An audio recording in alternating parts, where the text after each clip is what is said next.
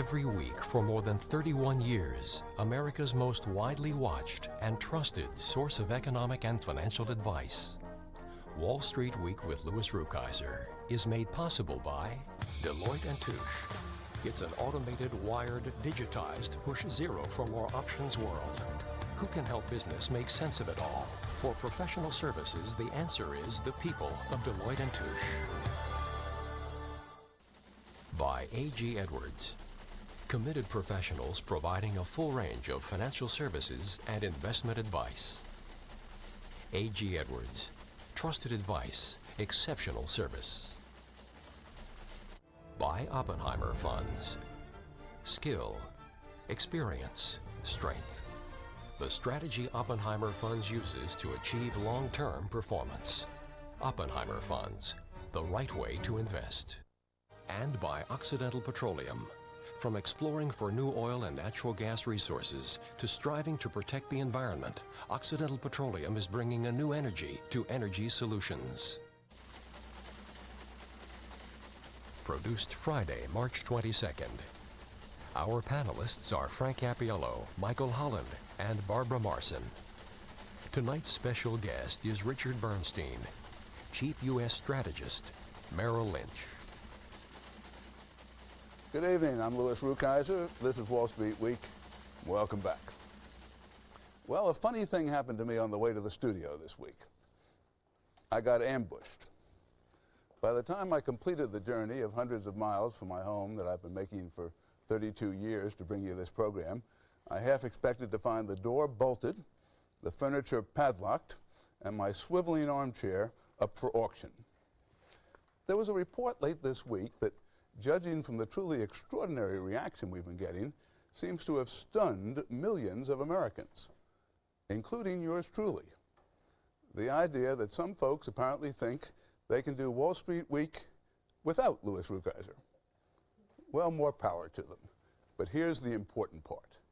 Contrary to what you may have read or heard, another weekly program with me as host and commentator will be on television. I want to assure all our loyal viewers and the underwriters who have supported us over the years that Louis Rukeyser will still very much be around. It turns out that the woods are full of smart television executives who are wonderfully excited at the prospect of producing and distributing the new Louis Rukeyser program.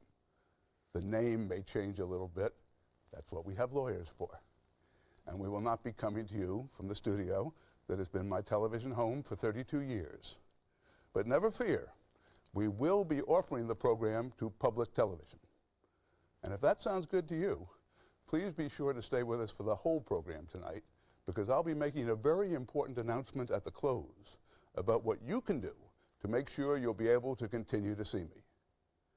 Meanwhile, let me tell you what a very lucky guy I consider myself tonight. I feel like Ernest Hemingway, who was famously able to read his own obituaries. Papa Hemingway was on a plane that crashed in the jungle, after which he was given up for lost. But he eventually emerged from the jungle carrying a bunch of bananas and a bottle of gin, declaring to a world that had prematurely eulogized him, "My luck, she is running good." And that's the way, very sincerely and humbly, I feel tonight. First and most important, because of the genuinely amazing outpouring of support from what I've always said were the world's most fantastic viewers. In 32 years, we have never had such an unsolicited landslide of messages from viewers as we've had in the past 2 days. The total is already in 4 figures and may well go higher, virtually unanimously expressing their incredulous displeasure at this announced change and the hope that they will at least be able to follow me to my next program. That's why I'm so happy to be able to tell you that that will indeed be possible. While the viewers have always come first around here, which may be one of the secrets of our durability, I've also quite candidly been bowled over by the media reaction. The Washington Post's Lisa de Moraes, for example, led her report with this generous headline, noting with astonishment that Wall Street Week with Louis Rukeyser remains so uniquely popular that it continues to pull in about 7 times as many viewers as the most watched business news show on cable. You know what concerned me a lot more than what was being done to me, I'll be just fine, thank you, was that there appeared to be an attack on you, the viewers. But a number of diligent reporters found evidence that mocked the notion that our viewing numbers were in sad decline. Let me give you a reality check on that. Nobody's television ratings are as high as they were a few years ago because there are so many more competing sources of programming than there were then. But the truth is that ours have held unusually strong. Joe Flint of the Wall Street Journal did some old-fashioned investigating and found that the show actually has been holding steady against increased commercial competition in the business news marketplace. According to Nielsen Media Research, the show averaged 2.7 million viewers in November, which is relatively flat compared with the 2.8 million it averaged for the same month 4 years ago.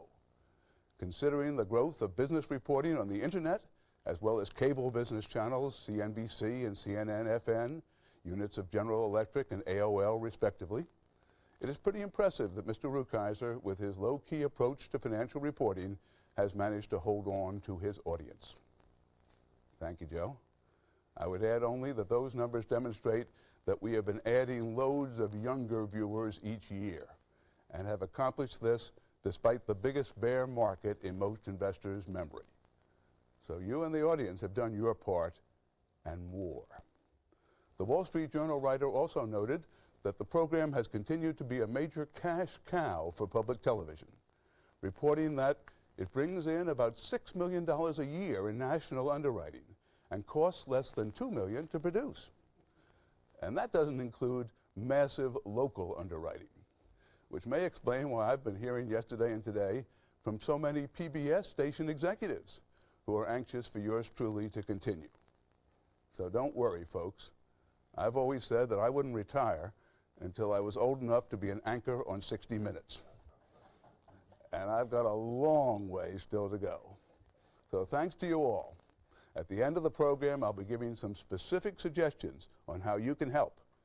But now let's turn to what we really like to do around here, reporting the news rather than making it.